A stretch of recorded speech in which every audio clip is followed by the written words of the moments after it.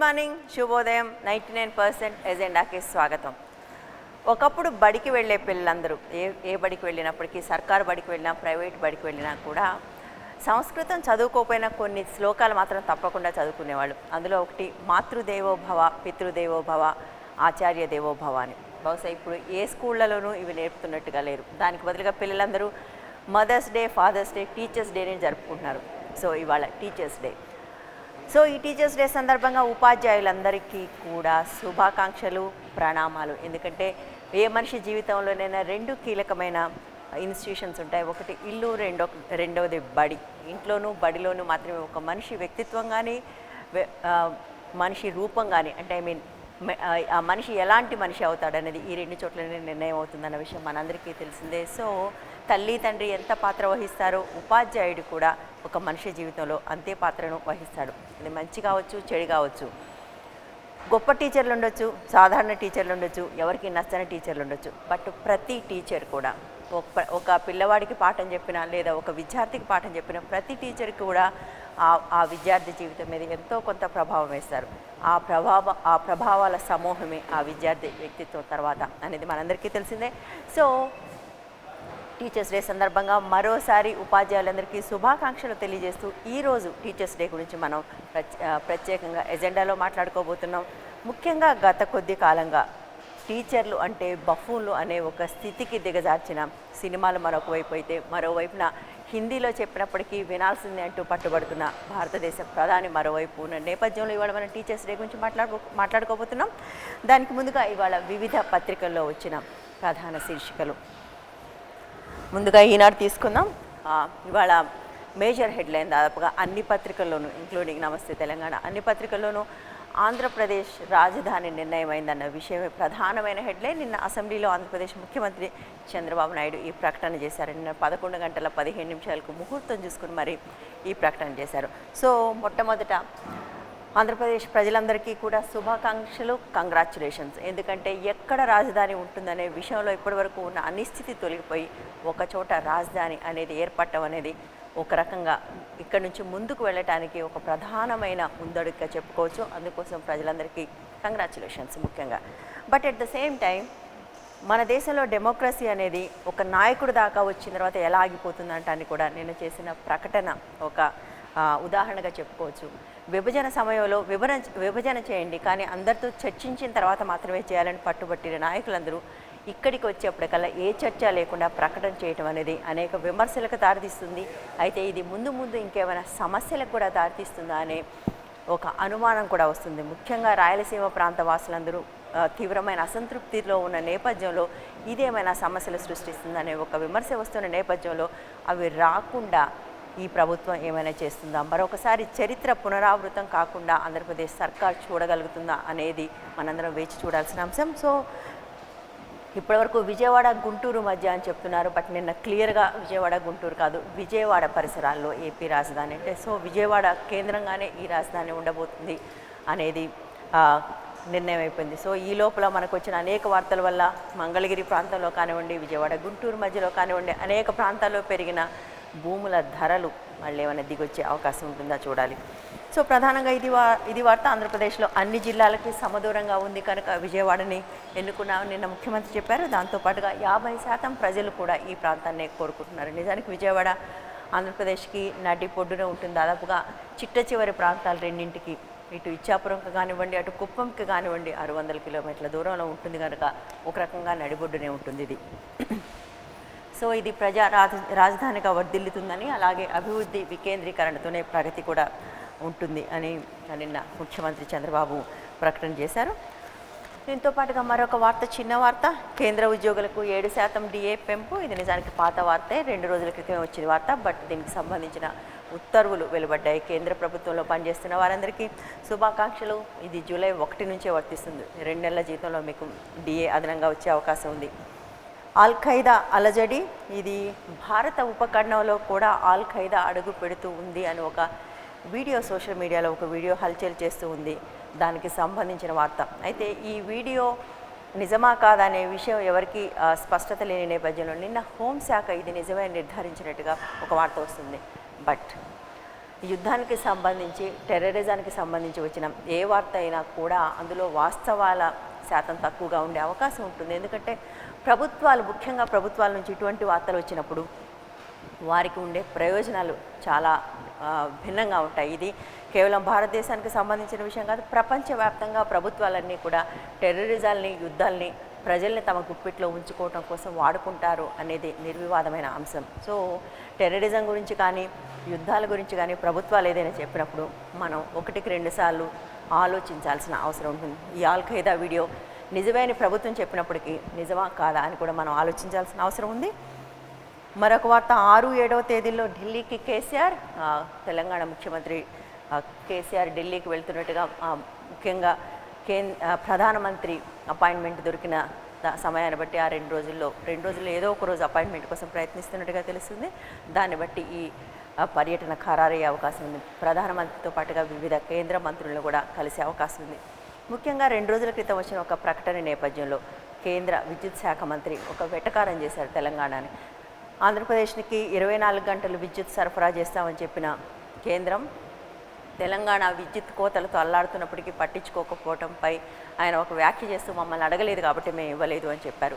So ఇది ఎలా ఉంటుందంటే ప్రభుత్వాలు అనేవి మేము అడిగితేనే ఇస్తాము, అడగకపోతే ఇవ్వమనే స్థాయిలోకి వచ్చాయంటే ఇది నిజంగా సంక్షేమ రాజ్యాలేనని మనం ఆలోచించుకోవాల్సిన అవసరం కూడా వచ్చింది. బట్ దిక్కులేని పరిస్థితి, తప్పనిసరి ముఖ్యమంత్రులు తమ వద్దకు వచ్చి అడుక్కుంటే తప్ప ఏదైనా ఇచ్చే పరిస్థితి లేదని ఒక రకంగా స్పష్టం చేసిన నేపథ్యంలో ఆయన ఈ పర్యటన చేపడుతున్నారని మనం అనుకోవాలి. సాక్షి రాజధాని విజయవాడే, అసెంబ్లీలో ఆంధ్రప్రదేశ్ ముఖ్యమంత్రి చంద్రబాబు ప్రకటన. ఇది మెయిన్ హెడ్లైన్. ముహూర్తం ప్రకారం 11:11 ఈ ప్రకటన చేశారు. దీంతో పాటుగా 3 మెగా సిటీలు, 14 స్మార్ట్ సిటీల ఏర్పాటు కూడా చేస్తామని చెప్తున్నారు. 13 జిల్లాలకు 14 స్మార్ట్ సిటీలు ఎలా ఏర్పాటు చేస్తారనే అనుమానం ఎవరికైనా రావచ్చు. బట్ కానీ మొదటి నుంచి ఈ మాట చెప్తూనే ఉన్నారు. 3 మెగా సిటీలు, 14 స్మార్ట్ సిటీలు అంటే 17 సిటీలు 13 జిల్లాల్లో ఉంటాయని మనం అర్థం చేసుకోవాలి. సో అయితే మొదటి నుంచి దీని మీద చర్చ జరగాలని పట్టుబట్టిన వైకాపా నేత జగన్ ప్రకటన వచ్చిన తర్వాత రాజధాని నిర్ణయాన్ని స్వాగతిస్తున్నామని చెప్పారు. అయితే ఇది ప్రకటన చేసే పద్ధతిని మాత్రం ఆయన విమర్శించారు. దాదాపుగా ఇవాళ పత్రికల్లో ఇంకేమి వార్తలు లేవు. నమస్తే తెలంగాణ, విజయవాడ ఏపీ కొత్త రాజధాని బెజవాడే, అసెంబ్లీలో ఆంధ్ర సీఎం చంద్రబాబు ప్రకటన. అన్ని జిల్లాలకు సమదూరంలో బెజవాడ, 3 మెగా సిటీలు, 14 స్మార్ట్ సిటీలు. భూసేకరణ కోసం క్యాబినెట్ సబ్ కమిటీని కూడా ఏర్పాటు చేసినట్టుగా నిన్న ప్రకటించారు. సో విశాఖపట్నం, తిరుపతి కూడా విజయవాడతో పాటుగా డెవలప్ చేయబోతున్నారు. ముఖ్యంగా ఈ 3 నగరాలు విజయవాడ, విశాఖపట్నం, తిరుపతి 3 మెగా సిటీలుగా డెవలప్ చేస్తామని నిన్న ఆవిష్కరించిన విషయంలో చెప్తున్నారు. ఇవి కాకుండా మరొక 14 స్మార్ట్ సిటీలు ఉంటాయట. విశాఖలో ఫిలిం ఇండస్ట్రీకి అనుకూలమైన వాతావరణం ఏర్పాటు చేయడం, ఫిలిం ఇండస్ట్రీకి అనుకూలంగా దాన్ని డెవలప్ చేయడం అనేది విషయంలో భాగం. ఇప్పటికే కొంతవరకు ఫిలిం ఇండస్ట్రీ విశాఖలో వేళ్ళునుకుని ఉంది. బహుశా అది మరింత అభివృద్ధి చెందే అవకాశం ఉంటుందనుకోవాలి. ఢిల్లీ పర్యటనకు ముఖ్యమంత్రి కేసీఆర్. నట్టింటికి గంగమ్మ, ఇక నదుల నీళ్ళే మంచి తీర్థం. తెలంగాణ వాటర్ గ్రిడ్కి వ్యూహ రచన. తెలంగాణ సర్కార్ వచ్చిన తర్వాత చేసిన కొన్ని ప్రకటనలో ఇది కూడా ఒకటి. తెలంగాణ మొత్తం అన్ని జిల్లాలని 10 జిల్లాలని కలుపుతూ వాటర్ గ్రిడ్ ఏర్పాటు చేస్తామని ఒక ప్రకటన చేశారు. వీటికి ప్రధానంగా నదుల నుంచి నీరు తీసుకునే అవకాశం ఉన్నట్టుగా చెప్తున్నారు. ముఖ్యంగా కృష్ణా నుంచి ఒక 70 టీఎంసీలు, గోదావరి నుంచి మరొక 70 టీఎంసీలు తీసుకుని రాష్ట్ర వ్యాప్తంగా ఒక గ్రిడ్ని ఏర్పాటు చేసి ప్రధానంగా నదుల మీద ఆధారపడి ఈ మంచినీళ్ళు ఇచ్చే ప్రయత్నం చేస్తున్నా. దానికి సంబంధించిన వ్యూహ రచన కూడా జరుగుతూ ఉన్నట్టుగా ఇక్కడ వార్త ఉంది. సర్కారు డిగ్రీ కాలేజీలు అంపశయ్య పైకి, విద్యార్థులు కరువే, కళాశాలల వేల. ఇవి నిజానికి అంపశయ్య పైకి వెళ్ళాయా, అంపశయ్య మీద పడుకోబెట్టామా అనేది మన ముందున్న చర్చ. ముఖ్యంగా ఫీ రియంబర్స్మెంట్ వచ్చిన తర్వాత ఈ గత 10 ఏళ్లలో ప్రభుత్వమే స్వయంగా ప్రభుత్వ డిగ్రీ కళాశాలలకు లేదా ప్రభుత్వ కళాశాలన్నిటికీ కూడా ఒక రకంగా మరణ శాసనం రాసిందని మనం అనుకోవాలి. ఇవాళ చాలా ప్రైవేట్ కాలేజీల కంటే కూడా ప్రభుత్వ కాలేజీల్లో ఉండే సౌకర్యాలు చాలా ఎక్కువ. విశాలమైన ప్రాంగణాలు, మంచి ల్యాబొరేటరీలు, అద్భుతమైన భవనాలతో ఉండే ప్రభుత్వ కాలేజీల కంటే కూడా కోళ్లఫారాల్లా ఉండే ప్రైవేట్ కాలేజీల వైపు వెళ్ళటానికి ముఖ్యంగా వాళ్ళు చేస్తున్న మార్కెటింగ్ కారణం అనేది మనందరికీ తెలిసిన విషయమే. సెల్ ఫోన్లు ఇస్తామనటం, డబ్బులు ఇస్తూ ఉంటాం. ఎందుకంటే వస్తున్న రీఎంబర్స్మెంట్తో కాలేజీలు బతికే అవకాశం ఉంది కనుక ఇటువంటి ప్రైవేట్ కళాశాల మార్కెటింగ్ పెరిగిన నేపథ్యంలో అనేక ప్రభుత్వ కళాశాలలు దెబ్బతిండిపోయాయి. అయితే ఇప్పుడు మారుతున్న నేపథ్యంలో ఫీ రీయింబర్స్మెంట్ పథకం మారటంతో పాటుగా ఇంతకుముందంతా తేలిగ్గా కూడా ఈ ఫీ రీయింబర్స్మెంట్ వచ్చే అవకాశం లేని నేపథ్యంలో అయినా మళ్ళీ ప్రభుత్వ కళాశాలలు ముందుకు మళ్ళీ పునరుజ్జీవనం పొందుతాయన్నది మన ముందున్న ప్రశ్న. మెదక్ జిల్లా ఎన్నికలకు సంబంధించి జగ్గారెడ్డి గెలిస్తే రాజకీయాలను వదిలేస్తా అంటూ మంత్రి హరీష్ రావు నిన్న చేసిన విమర్శ. నేడు టీఆర్ఎస్లోకి తుమ్మల 3000 వాహనాలతో హైదరాబాద్ వరకు భారీ ర్యాలీ. ఖమ్మం జిల్లాలో టీడీపీ దాదాపుగా ఖాళీ. ఒక పార్టీ నుంచి ఒక పార్టీలోకి చేరటం వల్ల ఒక పెద్ద నాయకుడు, మహానాయకుడు అని చెప్పడానికి కూడా లేదు, ఖమ్మం జిల్లాకు సంబంధించి ఒక పెద్ద నాయకుడు ఒక పార్టీ నుంచి ఇంకో పార్టీకి చేరితే ఇంత ఆర్భాటం చేయాలని మనం కూడా ఆలోచించుకోవాలి. ఎందుకంటే చాలాసార్లు ఎవరికి వాళ్ళు తమకున్నది షో ఆఫ్ చేయటంలో మిగిలిన వాళ్ళ గురించి పట్టించుకోకపోవడం అనేది ముఖ్యంగా రాజకీయ నాయకుల విషయంలో చాలా ఎక్కువగా చూస్తున్నాం. 3000 వాహనాలు 200 కిలోమీటర్ల పాటు ప్రయాణించమంటే దగ్గర 6 లక్షల కిలోమీటర్ల డీజిల్ ఖర్చు కాబోతుందంటే అన్ని కిలోమీటర్ల కార్బన్ ప్రింట్స్ని మనం వేయబోతున్నాం. దీంతో పాటుగా ఇంత భారీ ర్యాలీ ఉన్నప్పుడు మనందరికీ తెలుసు దారి పొడుగున ఫ్లెక్సీలు ఉంటాయి, విచ్ ఇస్ ప్లాస్టిక్ అగైన్. అది తొందరగా భూమిలో కలిసిపోదు, అది క్రియేట్ చేసే ఎన్విరాన్మెంట్ పొల్యూషన్ కూడా చాలా ఎక్కువ. సో రాజకీయాల్లోంచి ఒక రాజకీయ నాయకుడు ఇంకొక రాజకీయ పార్టీలోకి చేరటం అంటే విపరీతమైన ఎన్విరాన్మెంటల్ పొల్యూషన్ కూడా ఉండాలని మనం చూడాల్సి ఉంటుంది. విశాలాంధ్ర భారత్లో ఆయిల్ ఖైదా పాగా. ఇది ఇప్పటికే మనం చూసాం, ఒక వీడియోకి సంబంధించిన వార్త. ఇది నిజమేనని కేంద్ర ఇంటెలిజెన్స్ బ్యూరో కూడా నిర్ధారించింది. దానికి సంబంధించిన వార్త. ఇంకొకటి, నాణ్యమైన విద్యకు కొత్త పథకాలు, బ్రిటన్ సహాయం కోరిన సీఎం కేసీఆర్. నిన్న బ్రిటన్ సాంస్కృతిక వ్యవహారాల శాఖ మంత్రి వచ్చి నిన్న కేసీఆర్ని కలిసారు, లేదా కేసీఆర్ ఆయన కలిసారు, సమావేశమయ్యారు. భారతదేశంలో విద్యతో పోలిస్తే బ్రిటన్లో విద్య కొన్ని రంగాల్లో లేదా కొన్ని యూనివర్సిటీల్లో చాలా ధీటుగా ఉన్న నేపథ్యంలో ఇక్కడ వారి సహాయం తీసుకుని ఇక్కడ కొత్తగా విద్యలో అనేక సంస్కరణలు తీసుకొస్తున్న నేపథ్యంలో వాళ్ళ సహాయం తీసుకోబోతున్నట్టుగా ముఖ్యమంత్రి చెప్పారు. విజయవాడే ఏపీ రాజధానికి సంబంధించిన వార్త. దసరా నుంచి కల్లు కాంపౌండ్లు జీవో విడుదల చేసిన తెలంగాణ ప్రభుత్వం. ఇది ఈ నిర్ణయం జరిగి కొంతకాలం అయింది. అప్పటి నుంచి కూడా దీని మీద చిన్నగా విమర్శలు మొదలవుతూనే ఉన్నాయి. దసరా నుంచి కల్లు కాంపౌండ్లు, ముఖ్యంగా 100కు పైగా కల్లు కాంపౌండ్లు జంట నగరాలు ఉన్నాయి, వాటన్నిటిని తిరిగి ఓపెన్ చేయబోతున్నట్టుగా జీవో వచ్చింది. సో బట్ హైదరాబాద్ చుట్టుపక్కల లేదా హైదరాబాద్లో ఎక్కడ తాటి చెట్లు లేవు కనుక 50 కిలోమీటర్ల దూరం నుంచి కనీసం ఉండాలి ఒక కల్లు కాంపౌండ్ అనే నిబంధనలు కూడా ఎత్తివేస్తున్నట్టుగా చెప్పారు. విచ్ మీన్స్ అయితే దాంతోపాటు ఒక మాట చెప్తున్నారు, ఇది కేవలం ఎవరైతే కల్లు కార్మికుల కోఆపరేటివ్లకు మాత్రమే కల్లు కాంపౌండ్లో నడిపే అవకాశం కూడా ఉంటుందని చెప్పారు. బట్ గతంలో కూడా కల్లు కార్మికుల కోఆపరేటివ్స్ చేతిలోనే ఈ కల్లు కాంపౌండ్లు ఉన్నప్పటికీ కూడా కల్లు ఎక్కడి నుంచి వచ్చింది, ఎటువంటి కల్లు వచ్చింది గుర్తుంటే చాలా కాలం కింద మనం చాలా తరచుగా ఒక వార్త చూస్తూ ఉండేవాళ్ళం.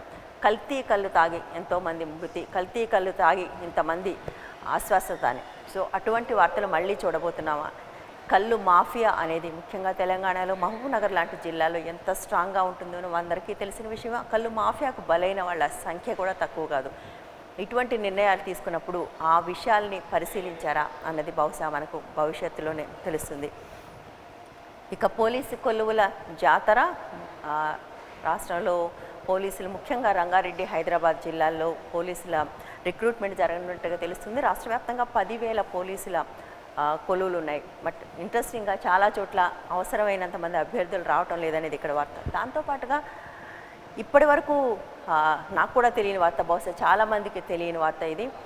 పోలీసుల్లో మహిళలకు రిజర్వేషన్ కేవలం 5% మాత్రమే ఉందట. మొత్తం భారతదేశంలోనే స్త్రీలకు ఉద్యోగాల్లో 33% రిజర్వేషన్లు ఇచ్చిన ఘనత ఆంధ్రప్రదేశ్. ఇది ఎప్పుడు 80లోనే జరిగింది. బట్ ఇప్పటి వరకు కూడా దాన్ని పోలీస్ శాఖలో అమలు చేయలేదు అనే విషయం. అంటే పోలీసు శాఖ అనేది ప్రభుత్వానికి అతీతంగా ఉందా, అతీతంగా పనిచేస్తుందా అన్నది మనం చూడాలి. మరొకవైపు కేంద్రం కూడా అన్ని ఉద్యోగాలను 33% మహిళలకు రిజర్వేషన్ ఇవ్వాలి, పోలీస్ శాఖలో కూడా ఇవ్వాలని నిర్దేశించిన నేపథ్యంలో ఇతర రాష్ట్రాలు ఆ దారి పట్టాయి. బట్ తెలంగాణ సర్కార్ మాత్రం ఒక్కసారి 33% ఇవ్వడానికి సిద్ధంగా లేనట్టుగా కనిపిస్తుంది. దాని బదులుగా 5 నుంచి ఒక 10%, ఇంకో 5% మాత్రమే కలపడానికి ప్రయత్నం చేస్తూ ఉంది. సో ప్రశ్న ఏంటంటే పోలీసు శాఖ ప్రభుత్వానికి అతీతంగా ఉంటుందా? ఎక్కడైతే వాళ్ళ పోలీసులలో సంస్కరణల గురించి మాట్లాడుతున్నామో అక్కడ మహిళలు లేకుండా, మహిళల సంఖ్య పెంచకుండా ఆ సంస్కరణలు సాధ్యమేనా అన్నది కూడా మన ముందున్న ప్రశ్న. మరొక ఆసక్తికరమైన వార్త, నిజానికి విషాదకరమైన వార్త కూడా. ఆత్మహత్యల భారతం, మన దేశంలోనే బలవన్మరణాలు అత్యధికం. ప్రపంచవ్యాప్తంగా ప్రతి 40 సెకండ్లకు ఒకరు ఆత్మహత్య. బహుశా అంటే మనం ఈ వార్తలు చదవటం మొదలుపెట్టిన తర్వాత ఈ కాసేపట్లోనే ఒక డజన్ ఆత్మహత్యలు జరిగాయి. 10 నుంచి 15 మంది ఆత్మహత్య చేసుకున్నారని మనం చెప్పుకోవచ్చు. సో ఆత్మహత్య అనేది కేవలం మనుషులు మాత్రమే చేసుకుంటారు. బహుశా ఇతర జంతువుల్లో ఉంటుందో లేదో తెలియదు, కానీ మనుషుల్లోనే ఉండే ఇదొక రకంగా చెప్పాలంటే మానసికమైన జబ్బు. డిప్రెషన్కి గురైన మనుషులు ఆత్మహత్యలు చేసుకుంటారు. ఆర్థికంగా సంక్షోభాలకు గురై, అలాగే ఎమోషనల్గా సంక్షోభాలకు గురైన వాళ్ళు చనిపోతుంటారు. భారతదేశంలో ముఖ్యంగా ఈ ఆత్మహత్యలన్నీ కూడా దిగువ మధ్య తరగతి, ఇంకా దిగువ తరగతిలోనే ఎక్కువ జరుగుతున్నట్టుగా తెలుస్తుంది. అంటే ఎక్కువగా దీనికి ఆర్థిక సంక్షోభాలే కారణంగా ఉన్నట్టుగా తెలుస్తుంది. సో అందరం ఒకేలాగా పుట్టాం, అందరం ఒకేలాగా పోతాం. పోయినప్పుడు మిగిలేది కేవలం 6 అడుగుల నేల. కానీ ఈ మధ్యలో కొంతమంది మనతో అందరం కలిసి బతకలేక కొంతమంది చనిపోవటం అనేది, అది బహుశా మనందరి బాధ్యత కూడానేమో. మనలాగా పుట్టిన వాళ్ళు మనలాగా బతకలేక చచ్చిపోయే ఒక విషాదానికి మనం కూడా కారకలం అవుతున్నాం అన్నది మనం ఆలోచించుకోవాలి. ఆంధ్రజ్యోతి, జాబ్ల జాతర, తెలంగాణలో టీసీఎస్ భారీ రిక్రూట్మెంట్, 28,000 మందికి ఉద్యోగాలు. ఇప్పటికే టీసీఎస్ హైదరాబాద్లో చాలా కాలంగా స్థిరంగా ఉంది. ఇప్పుడు మరొక 28,000 మందికి ఉద్యోగాలు ఇస్తున్నట్టుగా తెలుస్తుంది. నిన్న టీసీఎస్ సంస్థ యజమానులు ముఖ్యమంత్రి కేసీఆర్ని కూడా కలిశారు. దానికి సందర్భంగా ఈ వార్త. ఏపీ రాజధాని విజయవాడ, కృష్ణా తీరాన దుర్గమ్మ పాదాన. ఇప్పటికే మనం దీనికి సంబంధించి మాట్లాడుకున్నాం, విజయవాడ రాజధానిగా ఉన్న దానికి సంబంధించి. అలాగే దాంతోపాటుగా నిన్న ఒక విజన్ ఆవిష్కరించారని చెప్తున్నారు. 13 జిల్లాలకు ప్రణాళిక, విజయవాడ తిరుపతిలోను రెండింటిని మెగా సిటీలుగా డెవలప్ చేయడంతో పాటుగా మెట్రోను కూడా ఏర్పాటు చేస్తున్నామని. చాలాసార్లు అవసరం ఉంటుందా లేదని కూడా ఆలోచించుకున్న ఇటువంటి పథకాలు రావటం అనేది మనం చూస్తూ ఉంటాం. తిరుపతికి ఎస్పెషల్లీ తిరుపతిలో మెట్రో అనేది అవసరమా, సాధ్యమా అనే ప్రశ్న కూడా ఇప్పటికే తలెత్తుతుంది. ఇవి వాళ్ళ ప్రధానంగా వివిధ పత్రికల్లో వచ్చిన ప్రధాన శీర్షికలు. ఇప్పుడు మనం ఒక బ్రేక్ తర్వాత మాట్లాడుకోబోతున్నాం. టీచర్స్ డే సందర్భంగా మనం ఎక్కడి నుంచి ఎక్కడి వరకు వచ్చాం, టీచర్స్ డేకి ఉన్న ప్రత్యేకత ఏంటి, టీచర్స్ డే అనేది కేవలం ఒక లాంఛనప్రాయంగానే మిగిలిపోతుంది అన్న విషయాలు మాట్లాడుకోబోతున్నాం. దానికి ముందు ఒక చిన్న బ్రేక్.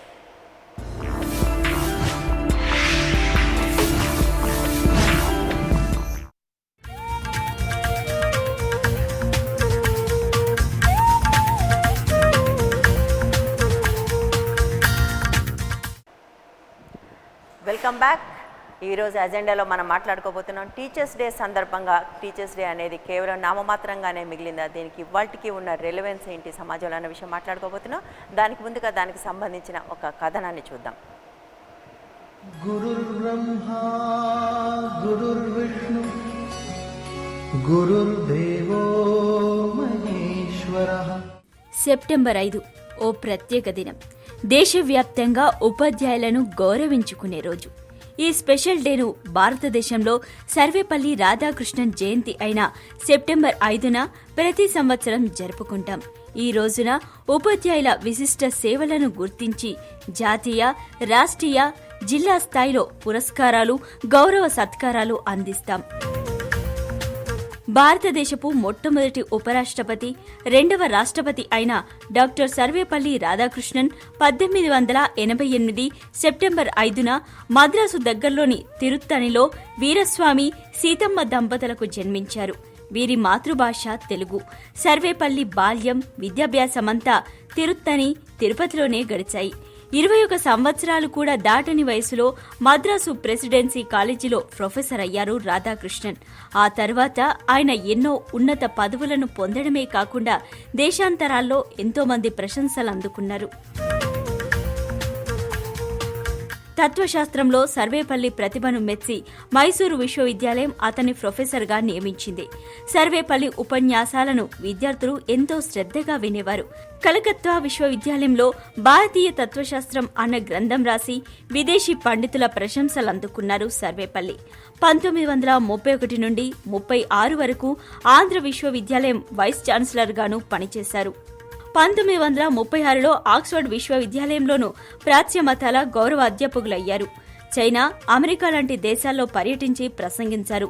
యునెస్కో అధ్యక్షుడిగా, బ్రిటిష్ అకాడమీకి గౌరవ సభ్యునిగా ఇలా ఎన్నో ఉన్నత పదవులను అలంకరించారు. 1962లో సర్వేపల్లి భారత రాష్ట్రపతి అయిన తర్వాత కొందరు శిష్యులు, మిత్రులు పుట్టినరోజు జరపడానికి అతని వద్దకు వచ్చినప్పుడు సర్వేపల్లి ఒక మాట చెప్పారు. తన పుట్టినరోజును ఉపాధ్యాయ దినోత్సవంగా నిర్వహిస్తే ఎంతో గర్విస్తానని. ఉపాధ్యాయ వృత్తి పట్ల ఉన్న తనకున్న ప్రేమను చాటుకున్నారు. అప్పటి నుంచి ఆయన పుట్టినరోజైన సెప్టెంబర్ 5ను భారతదేశంలో ఉపాధ్యాయ దినోత్సవంగా జరుపుకుంటున్నాం.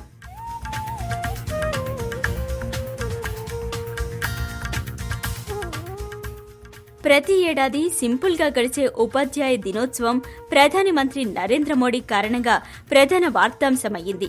టీచర్స్ డే సందర్భంగా సెప్టెంబర్ 5న విద్యార్థులనుద్దేశించి మోడీ ప్రసంగాన్ని అన్ని పాఠశాలల్లో ప్రత్యక్ష ప్రసారం చేయాలన్న నిర్ణయంపై విపక్షాల విమర్శలు, స్వపక్షాల సమర్థనల మధ్య వార్త పతాక శిఖరంలోకి ఎక్కింది. ఇందుకు అనుగుణంగా పాఠశాలలో ఏర్పాట్లు చేసుకోవాలని ఇప్పటికే ఆదేశాలు కూడా వెళ్లాయి.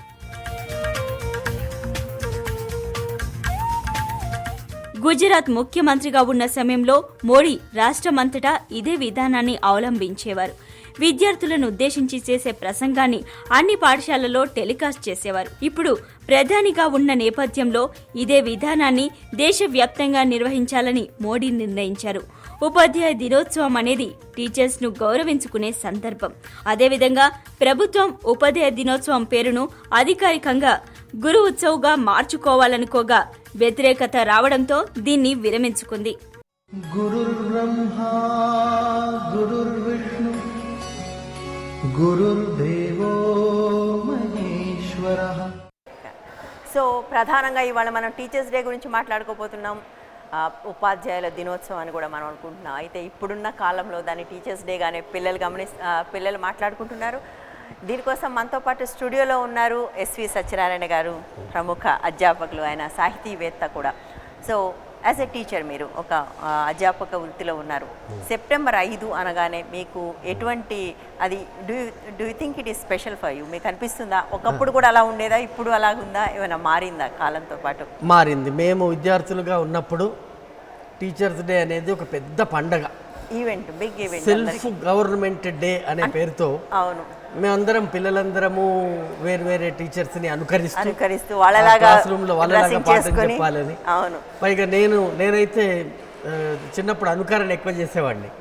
నాకు ఇష్టమైన టీచర్స్ ని అనుకరించేవాడిని కనుక పలానా టీచర్ నాకు ఇష్టమైన, అప్పుడు మా school teacher Arjun Singh, mathematics teacher, ఆయన మోడ్యులేషన్లోనే చెప్పేవాడిని 10th క్లాస్ దాకా.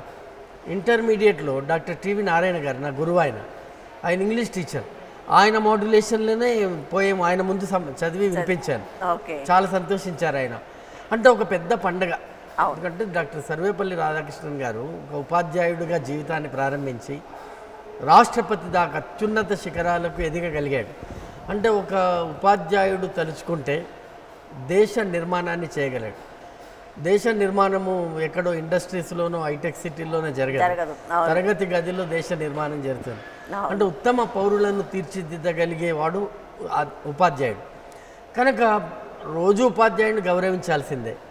కానీ రాను రాను మాతృదేవో భవ, పితృదేవో భవ, ఆచార్య దేవో భవ అన్నవి కేవలం నినాదాలుగా మారిపోయిన తప్ప ఆచరణలో లేవు. కనుక అసలు నేర్చుకోవట్లేదు కూడా పిల్లలు. ఒకప్పుడు నేర్చుకునేవాళ్ళు, సంస్కృతం నేర్చుకోపోయినా ఈ శ్లోకం నేర్చుకునేవాళ్ళు, 3 నినాదాలు నేర్చుకునేవారు. అవును, ఇవి దైనందిన జీవితంలో పొద్దున్న లేచి తల్లికి నమస్కరించడము, తండ్రిని గౌరవించడం, గురువును అభిమానించడం అనేవి ఒక దినచర్యలో భాగంగా ఉండాల్సినవి లేవు. కనుక కనీసం ఏడాదికి ఒక రోజైనా మదర్స్ డే అని, ఏడాదికి ఒక రోజైనా ఫాదర్స్ డే అని, ఏడాదికి ఒక రోజైనా టీచర్స్ డే అనే పేరుతో కొంత హడావిడి ఏం లేదు. ఉత్తమ ఉపాధ్యాయులను సత్కరించుకోవడం జిల్లా స్థాయిలో, రాష్ట్ర స్థాయిలో, దేశ స్థాయిలో ఈ రకంగా వాళ్ళు చేసిన కృషికి కొంత గుర్తింపు, గౌరవం ఇవ్వడం అనేది ఏదో ఒక ఈవెంట్ ఉంటే తప్ప సాధ్యం కాదు. ఇవాళ రవీంద్ర భారతిలో చాలా ఘనంగా స్కూల్ టీచర్స్ని, డిగ్రీ లెక్చరర్స్ని, యూనివర్సిటీ టీచర్స్ని సత్కరిస్తున్నారు. 4 ఏళ్ల కింద నాకు కూడా ఉత్తమ అధ్యాపక అవార్డు లభించింది. దీనికోసం ఎదురు చూస్తుంటారు. నాకు ఉత్తమ అధ్యాపక అవార్డు లభించినప్పుడు అభినందన సభలో మా వైస్ ఛాన్సలర్ గారు చెప్పిన మాట ఏమిటంటే, నాకు రాలేదు ఈ అవార్డు జీవితంలో, ఇప్పుడు ఇంకా రాదు, ఎందుకంటే పరిపాలనా స్థాయిలో ఉన్న వాళ్ళకి ఇవ్వరు, ఇచ్చేవాడే అడిగితే ఎట్లా, రాదు, అందుకని వచ్చే జన్మలో నేను ఉపాధ్యాయుడిగానే జన్మించి ఉత్తమ ఉపాధ్యాయ పురస్కారము పొందాలన్న కోరిక ఉంది అని మొన్న టర్మ్ పూర్తయిన వైస్ ఛాన్సలరే అన్నాడంటే దానికి ఉన్న క్రేజ్ అలాంటిది. అందుకని ఏదో ఒక ఈవెంట్ ఉండాలి, ఉపాధ్యాయులను గుర్తు చేసుకోవడానికి, గౌరవించుకోవడానికి, ఒక పండగ చేసుకోవడానికి ఒక ఈవెంట్ ఉండాలి. అని మీరు అడిగినట్టు ఏంటంటే, ఒకప్పుడు గవర్నమెంట్ స్కూల్స్ ఉండేవి గనక, ఎయిడెడ్ స్కూల్స్ ఉండేవి కనుక ఎక్కువ సంఖ్యలో అదొక పండగలాగా జరిగేది. రాను రాను ఇవాళ ప్రైవేటీకరణ, కార్పొరేటీకరణ జరిగిన తర్వాత కార్పొరేట్ స్కూల్స్ వాళ్ళకి, పబ్లిక్ స్కూల్స్ వాళ్ళకి దీని ప్రాధాన్యత తెలియదు. ర్యాంకులు, మార్కులు, పబ్లిసిటీ, వాటికి ఉన్న ప్రాధాన్యత, లేదా ఒక డిస్కోలు పెట్టేసి ఒక స్కూల్ డే, కాలేజ్ డే పెట్టి అలాంటి కొత్త నాగరికతలోకి మనం మన ప్రమేయం లేకుండా ప్రవేశించినాం గనక ఇంతో అంతో ఇంకా కొంతకాలం పాటు ప్రభుత్వ పాఠశాలలు, ఎయిడెడ్ పాఠశాలలు, ప్రభుత్వ జూనియర్ కాలేజ్ కొంతమేరకైనా వర్ధిల్లినంత కాలం ఇది జరుగుతుందమ్మా. అంటే ఈ ఫీ రియంబర్స్మెంట్ పోతే మళ్ళీ ఆ కళాశాలలో ఏమైనా పునరుజ్జీవనం చెందుతాయని ఒక ఆశ ఉంది. అప్పుడు మళ్ళీ దీనికి రిలవెన్స్ వస్తుంది. అయితే ఉపాధ్యాయుడు రోల్ అనేది మంచి కానివ్వండి, చెడు కానివ్వండి, ఏదైనా కూడా ఒక మనిషి జీవితంలో చాలా కీలకమైంది. ఎందుకంటే ఒక మనిషి రూపుదిద్దుకునేది రెండు చోట్ల, ఒకటి ఇల్లు, రెండోది బడి లేదా విద్యాలయం. సో ఒక హ్యాండ్ హోల్డింగ్ అనేది చాలా ఉండేది ఒకప్పుడు. ఒక విద్యార్థిని ఒక టీచర్ హ్యాండ్ హోల్డింగ్ చేసేవాళ్ళు. వాళ్ళందరూ పెరిగి పెద్ద అయిన తర్వాత మాకు ఆ టీచర్ చెప్పిన విషయాల వల్ల మేము ఇక్కడ ఉన్నామని చెప్తూ ఉండేవాళ్ళు. బట్ అది రాను రాను పోతుంది. అంటే సమస్య ఎటువైపు నుంచి ఉంది? విద్యార్థుల వైపు నుంచి ఉందంటారా, ఉపాధ్యాయుల వైపు నుంచి కూడా ఉందంటారా? లేదమ్మా, చాలా మంచి ప్రశ్న ఇది. నన్ను రూపొందించింది నా ఉపాధ్యాయులే. నేను చాలా నిజాయితీగా 60 ఏళ్ళ వయసులో చెప్తున్న మాట ఇది. అవును. అంచెలంచెలుగా డిగ్రీ కాలేజ్ లెక్చరర్గా, యూనివర్సిటీ ప్రొఫెసర్గా, డీన్గా, మొన్న ఆర్ట్స్ కాలేజ్ ప్రిన్సిపాల్గా చేసి రిలీవ్ అయినా. నన్ను రూపొందించింది పుస్తకాలు, నన్ను రూపొందించింది ఉపాధ్యాయులు. ఎందుకంటే గతంలో మాకు పాఠాలు చెప్పిన జనరేషన్ దాకా ఉపాధ్యాయ వృత్తిని ఒక ప్యాషన్ కింద, లేదా ఒక అభిరుచి కింద, ఒక వాళ్ళు అనుకున్న లక్ష్యం కింద ఎన్నుకునేవారు. ఉద్యోగం కోసం ఉపాధ్యాయులు వచ్చేవారు కాదు నిన్నటి తరం. అప్పటిదాకా అసలు జీతాలు కూడా పెద్దగా ఉండేవి కావు. వాళ్ళు కొంతమంది గ్రూప్ 1, గ్రూప్ 2 సర్వీసెస్ వస్తే కూడా వదులుకొని ఉపాధ్యాయ వృత్తిని ఎంచుకున్న వాళ్ళు నాకు తెలుసు బాగా. న్యాయవాద వృత్తిని వదులుకొని మాకు టీచర్గా వచ్చిన ఒక ఉపాధ్యాయుడు నాకు బాగా తెలుసు. కానీ ఉపాధ్యాయ వృత్తిని ఒక అభిరుచి కింద, ఒక అభినివేశం కింద, ఒక లక్ష్యం కింద ఎన్నుకున్న తరం కనుమరుగైపోతున్నది. ఇవాళ ఉపాధ్యాయ వృత్తిని ఉద్యోగం కింద మాత్రమే ఎన్నుకునే ఒక తరం వచ్చేసింది. ఏదో ఒకటి పే స్కేల్స్, ఒకటి రిక్రూట్మెంట్స్ గత కొంతకాలంగా 2 చోట్ల జరుగుతున్నాయి. ఒకటి స్కూల్ అసిస్టెంట్స్, రెండోది పోలీస్ కానిస్టేబుల్స్. కనుక ఏం చేయాలి? ఈ 2 ఆప్షన్స్ ఉన్నాయి కనుక బీటెక్ చేసిన వాడైనా, ఎంటెక్ చేసిన వాడైనా, ఏది చేసినా అల్టిమేట్గా మళ్ళీ బీఎడ్ చదువుతున్నాడు, లేదా టీపీటీ చదువుతున్నాడు. చదువుకొని అయితే స్కూల్ అసిస్టెంట్, టీచర్ని వాళ్ళ స్కూల్ అసిస్టెంట్ అంటున్నారు. అయితే స్కూల్ అసిస్టెంట్, లేదా కానిస్టేబుల్, లేదా కండక్టర్.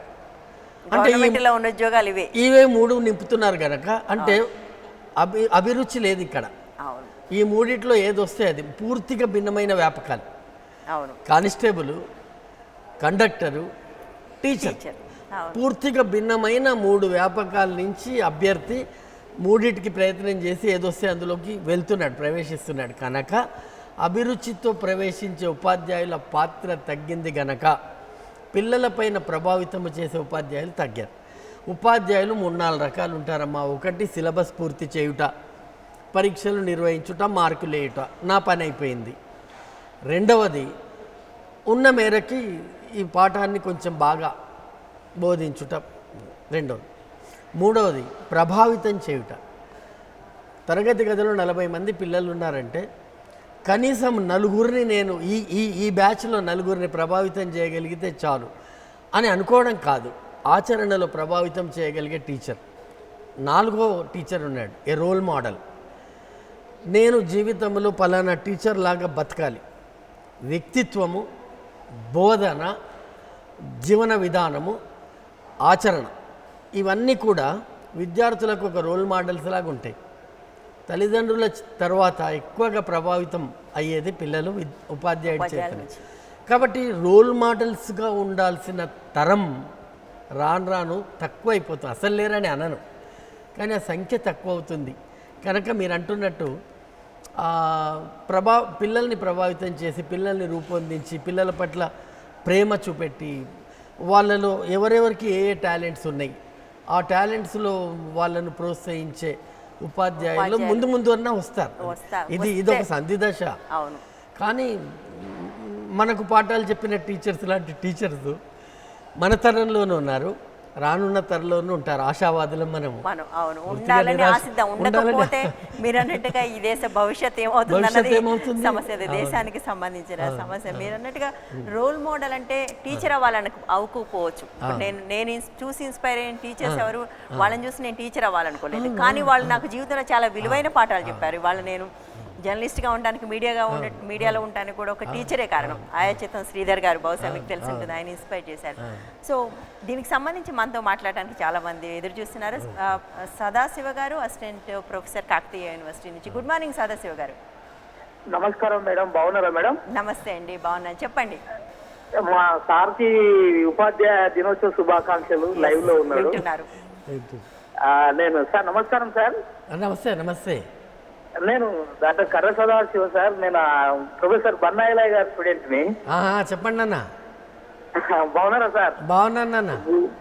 మీ గురు పూజ దినోత్సవ శుభాకాంక్షలు సార్ మీకు. లైవ్ అందరికి, మీలాంటి గురువులందరికీ కూడా. సార్ ఈరోజు డిస్కషన్ వింటూ ఉన్నా, మీరు లైవ్ లోకి వచ్చారు కాబట్టి చాలా ఏంటంటే గురు పూజ, గురువు అనేటువంటి దానికి ప్రథమ స్థానం ఉన్నది మన భారతీయ సంస్కృతిలో. గురుస్థానం చాలా గొప్పది. ఆయన ఒక జీవిత చరిత్రలో చదువుతూ నేను ఏంటంటే, ఒక ఇంజనీర్ తన జీవిత కాలంలో ఎప్పుడో ఒకప్పుడు తన ఫలితాన్ని చూడవచ్చు. ఒక రైతు ఒక పంట వేసి దాని విత్తనం రావాలంటే ఒక 6 నెలలు 3 నెలలు సమయం తీసుకోవచ్చు.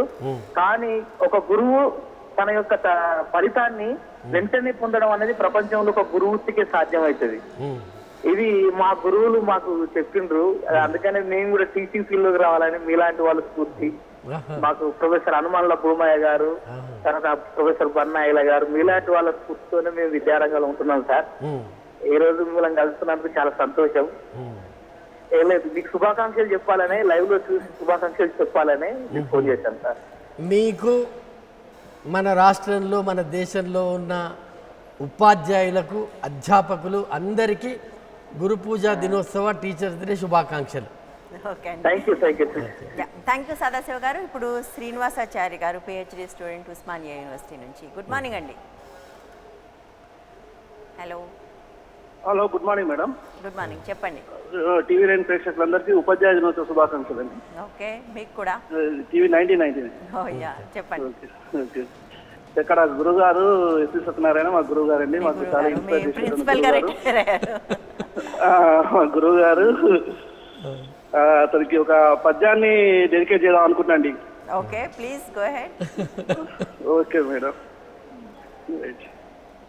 విద్యార్థి సన్మిత్ర ఉద్యమ సాహిత్య సంస్కార దీశాలి సదయుడెవరు, మాట ఈటక పంపి మానవత్వము నింపు పదునైన భావాల ప్రాజ్ఞుడెవరు, మెదడు పొరలు చీల్చి మేధావిగా మార్చు విద్యార్థి శీలన తత్వమెవరు, ఆర్ట్స్ కాలేజీలో పూర్వ విద్యార్థుల బతుకు భావము దిద్ది పంపెనెవరు, ఎవరు ఉద్యమ నేత ఈ దేశమంతా అరస సందేశమిచ్చేటి సమరశక్తి, విద్య బోధించు సమయాన బుద్ధునలను ఎస్వి ఉంటాడు విద్యార్థి ఎదలనప్పుడు,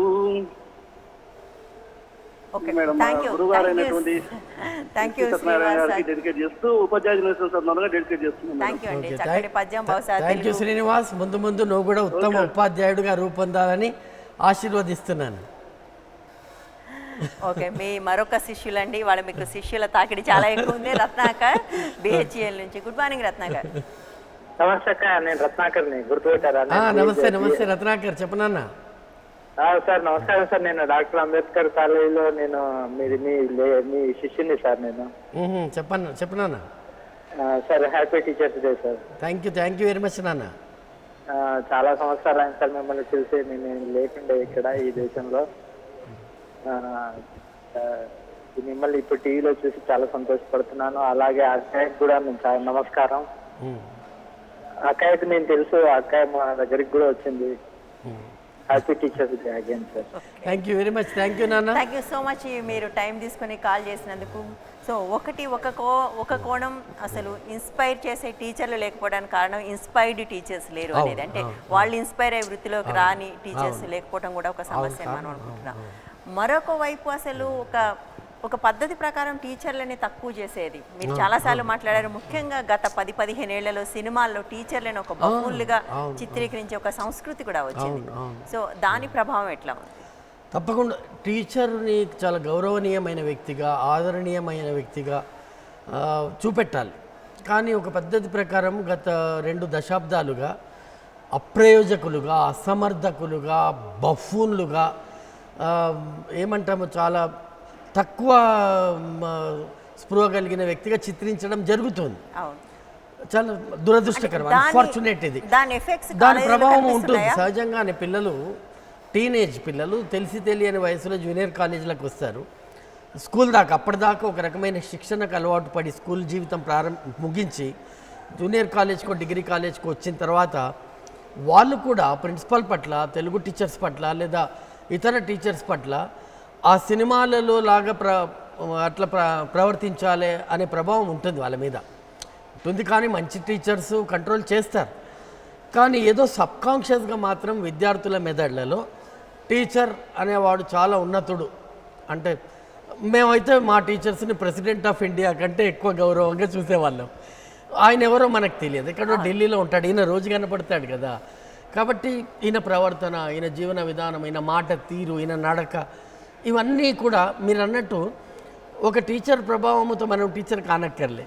ఒక టీచర్ ప్రభావంతో మనం ఏ వృత్తినైనా ఎన్నుకోవచ్చు. కానీ జీవితంలో ఫలానా టీచర్ లాగా ఉండాలి అనే ఇంపాక్ట్ కలగజేయాలి. అది కలగజేయాలంటే వారి పట్ల గౌరవాన్ని చూపెట్టాలి. సినిమాలు కానీ, పత్రికలు, మీడియా కానీ. రాను రాను ఇదంతా తగ్గడం కూడా కొంత ప్రభావం ఉన్నది. కనీసం ఇక ముందైనా ఈ టీచర్స్ డే సందర్భంగా చూస్తున్న సినిమా దర్శకులు ఉన్నారు, స్క్రిప్ట్ రైటర్స్ ఉన్నారు, నిర్మాతలు ఉన్నారు. ముందైనా వాళ్ళు టీచర్లను తక్కువ స్థాయి వ్యక్తులుగా, టీచర్లను హాస్యస్ఫూరకమైన పాత్రలుగా, టీచర్లని కామక ప్రేరణ కలిగిన వ్యక్తులుగా.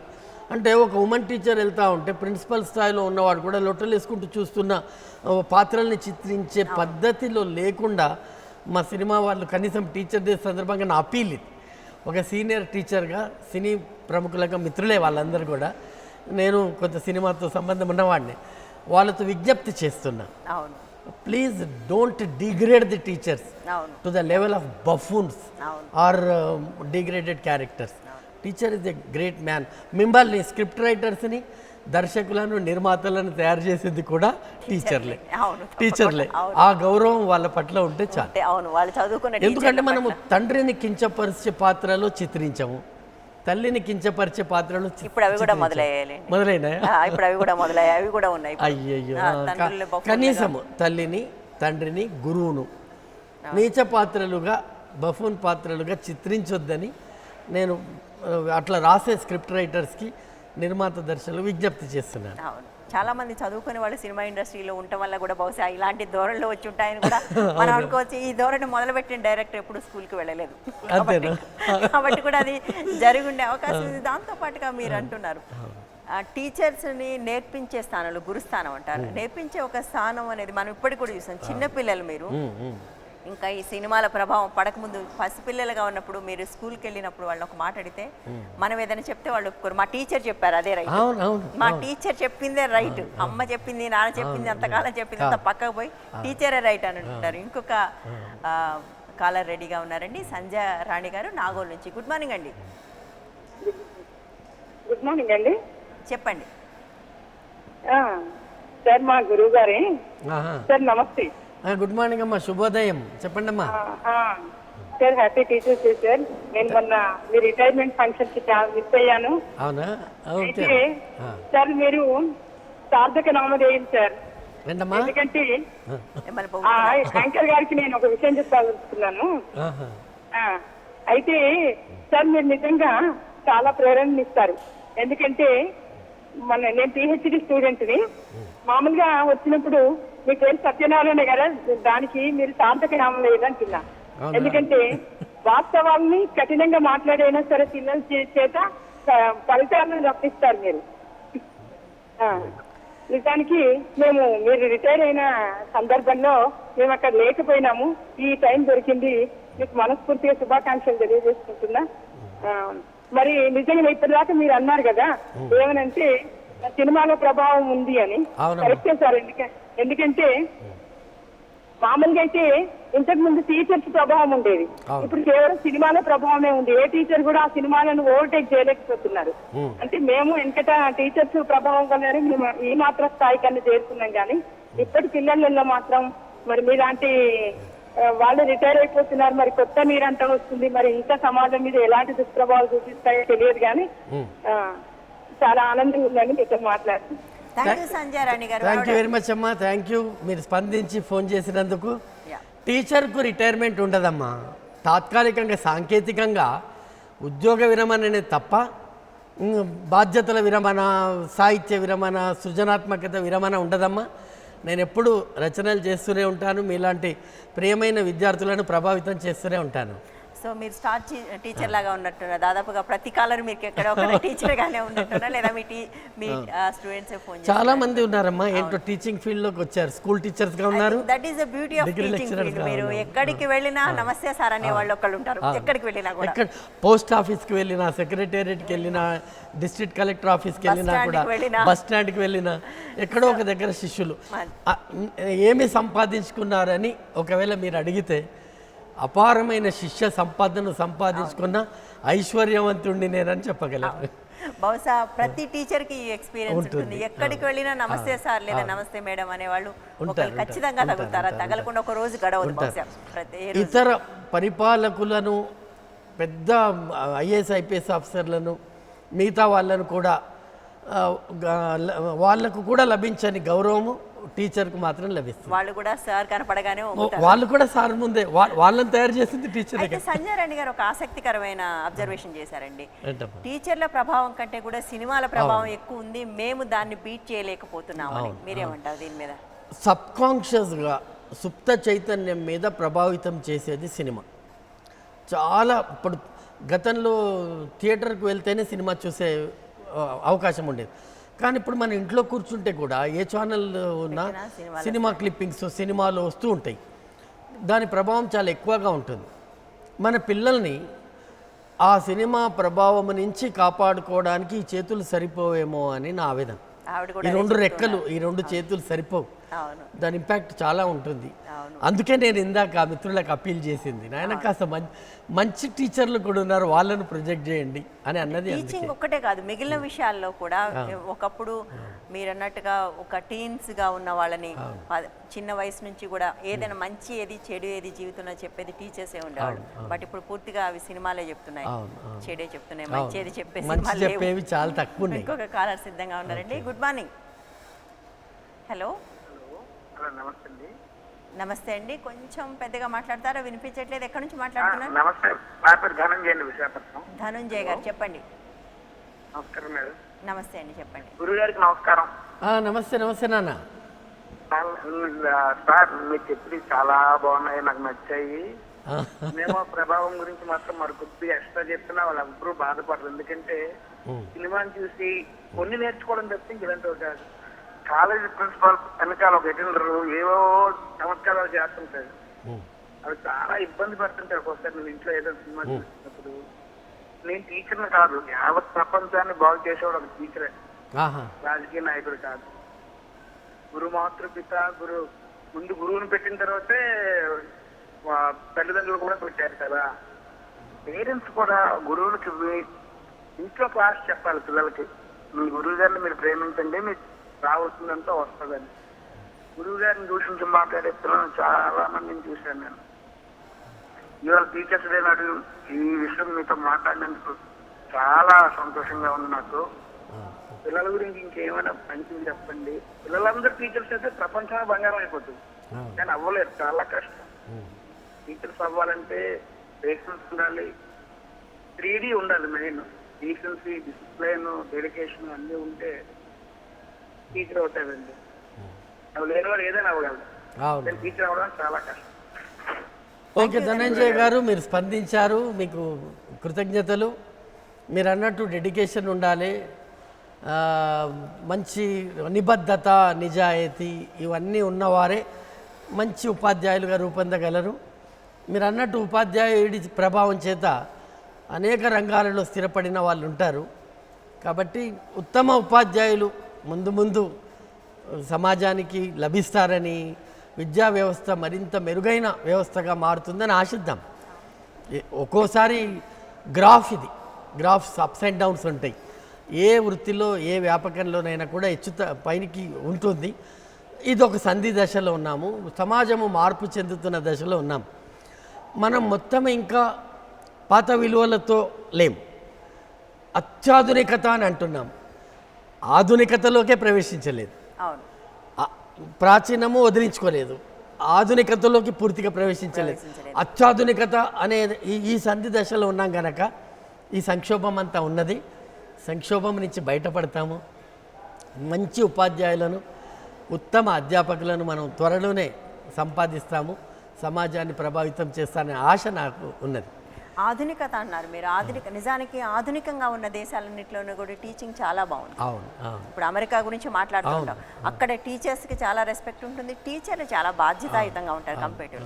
ఆయన ఒక మాట అన్నారండి, టీచర్లని గౌరవించాలి, ఉపాధ్యాయులను గౌరవించాలి, ఇంట్లో చెప్పాలి అని. బట్ ఆ గౌరవానికి తగిన అర్హత సంపాదించుకోవటం కూడా టీచర్ల బాధ్యత కదా. ఉపాధ్యాయుడిని గౌరవించాలి అని డిమాండ్ చేస్తే వచ్చే గౌరవం కాదమ్మా. బాగా పాఠం చెప్పగలిగిన ఉపాధ్యాయుడిని సహజంగానే విద్యార్థులు గౌరవిస్తారు. నేను ఎంఏ పూర్తి కాగానే వెంటనే ఉద్యోగం వచ్చింది నాకు. నో వేకెన్సీ సినిమాలోనే చూసా బోర్డు. నాకేంటో అదృష్టవశాత్తు వెంటనే వచ్చింది. కొత్తగా అప్పుడే యంగ్ పోస్ట్ గ్రాడ్యుయేట్ స్కూల్లోకి ప్రవేశించినప్పుడు వెనక బెంచీలో కొందరు కొంటె విద్యార్థులు ఉండేవారు. కొత్తగా వచ్చాడు, సార్ని కాస్త ఏడిపిద్దామా, ఆట పట్టిద్దామని అనుకుంటూ ఉండేవారు. 30 ఏళ్ల క్రితం కూడా ఉంది, 30 ఏళ్ల క్రితం కూడా ఉంది. అంటే అప్పటి అది వేరు, మరీ చాలా సరదా ఆట పట్టిద్దామని ప్రశ్న వేసి, కొంటె ప్రశ్నలు వేసి ఈ జ్ఞానం ఉందా లేదా సార్కి తెలుసుకుందాం అన్న పద్ధతి. కాబట్టి ఆ వెనక బెంచి వాళ్ళు అన్నప్పుడు వాళ్ళని కోప్పడి దండించి లాభం లేదు.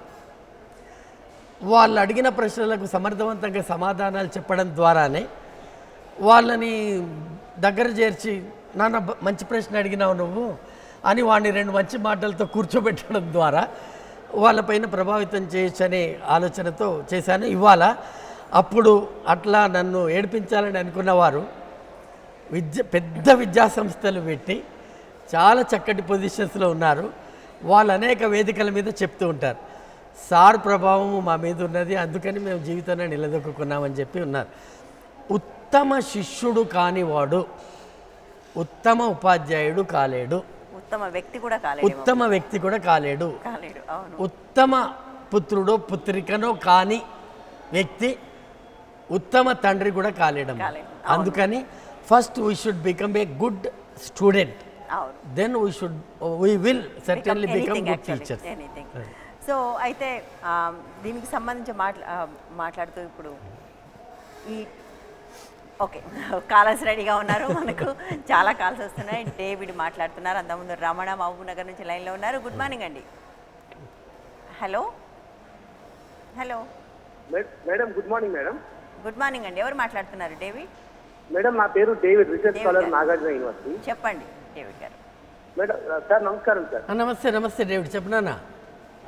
సార్ ఈ రోజు నిజంగా ముందు ముందు ఇట్లాంటి గురు పూజోత్సవాలు జరుగుతాయి లేదని మా అందరికి భయం ఉంది సార్. అయ్యో జరుగుతాయి నాన్న.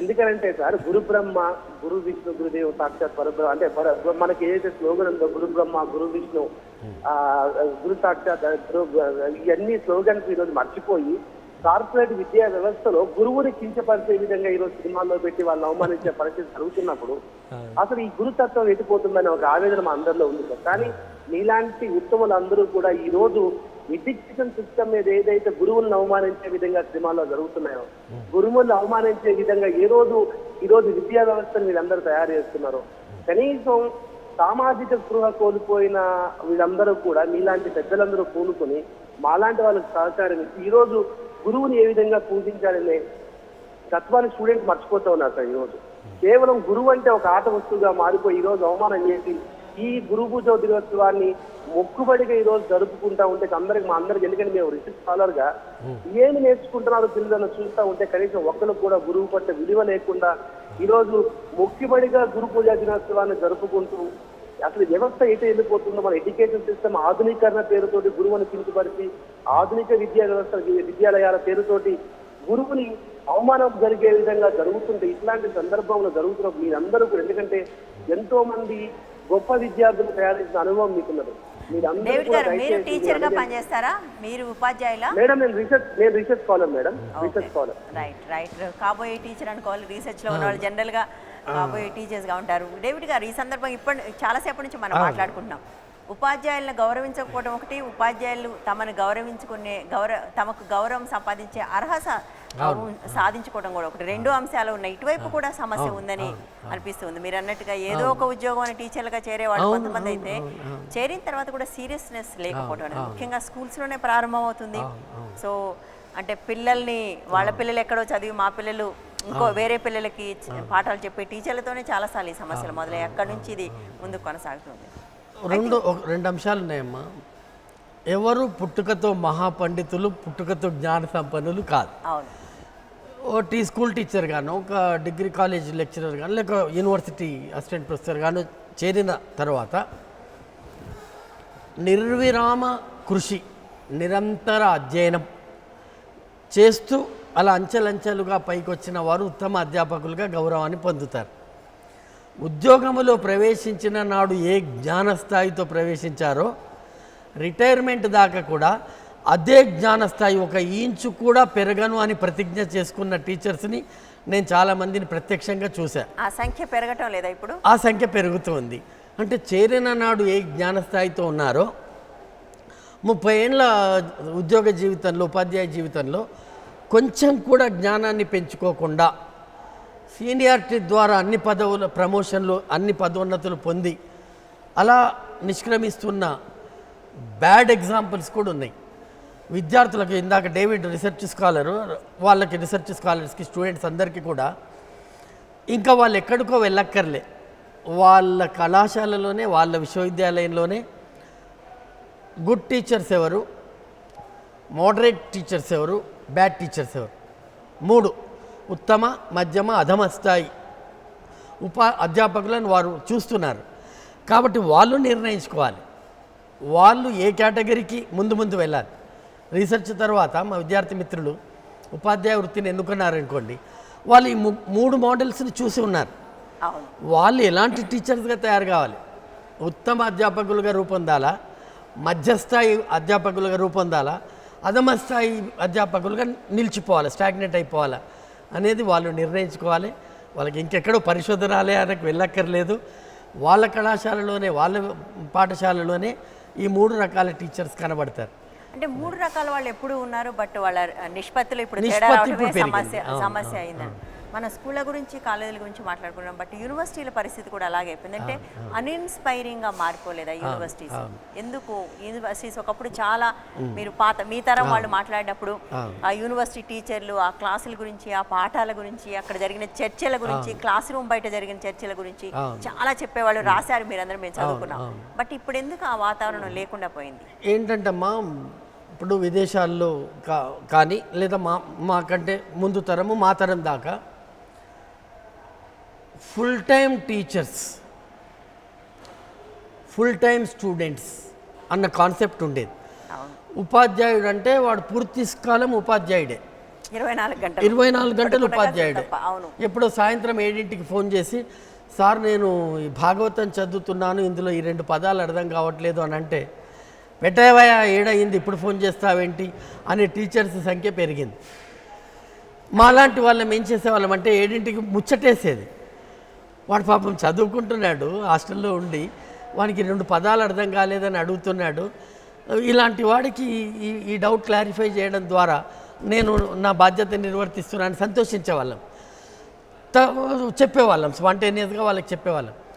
కాబట్టి పూర్తికాలపు ఉపాధ్యాయుడిని నేను అన్న సోయి ఉపాధ్యాయుల్లో, పూర్తికాలపు విద్యార్థిని నేను అన్న స్పృహ విద్యార్థుల్లో తగ్గిపోతూ ఉన్నది. అంతే, నేను ఆ 4 అవర్స్ టీచర్ని అని టీచర్ అనుకుంటున్నాడు, 4 అవర్స్ స్టూడెంట్ని అని స్టూడెంట్ అనుకుంటున్నాడు. అంతే, 2 అవర్స్ స్టూడెంట్ని అసలే రాకుండా అడ్మిషన్ మాత్రమే తీసుకొని ఇంటర్నల్ అసెస్మెంట్ పరీక్షలకు, ఫైనల్ పరీక్షలకు వచ్చే విద్యార్థుల సంఖ్య కూడా పెరుగుతుంది. ఒక ఇంట్రెస్టింగ్ విషయం చెప్పాలి. మేము గత 2 ఏళ్లకు పూర్వము ఇంటర్ డిసిప్లినరీ పేపర్ అనేది ఒకటి పెట్టాం. చాయిస్ బేస్డ్ స్టడీలో అదొక భాగం. ఒక అమ్మాయి ఎంఎస్సి కెమిస్ట్రీ చదువుతూ తెలుగు ఇంటర్ డిసిప్లినరీ పేపర్గా తీసుకుంది. ఎన్నడూ రాలేదు. తెలుగు 120 మంది విద్యార్థులు తీసుకున్నారు. క్లాస్కి వచ్చింది 12 మంది. నేను రెగ్యులర్గా వెళ్ళేవాడిని, ఎందుకంటే ఎంఎస్సి ఎంఏడ్ వాళ్ళందరూ కనబడతారు, వాళ్ళు మళ్ళీ దొరకరు కదా నాకు. ఎంఏ తెలుగు పిల్లలు ఎప్పుడు కనబడతారు, కానీ బయట పిల్లలు వస్తున్నారని నేను రెగ్యులర్గా వెళ్ళేవాడిని. 12-14 మంది వచ్చేవారు. ఆన్ రోల్స్లో 120. ఆ పరీక్ష ఉంది. ఒక ఆమె హడావిడిగా వెళ్తుంది, ఎంఎస్సి కెమిస్ట్రీ అమ్మాయి. నేను ఉత్సాహం కొద్దీ ఆపి అడిగానమ్మా, ఏ పరీక్ష రాయడానికి వెళ్తున్నావు? తెలుగు రాయడానికి వెళ్తున్నాను సార్. ఐడి పేపర్ అంటే అవును. గురజాడ మనిషి పేరా చెట్టు పేరా అని అడిగా.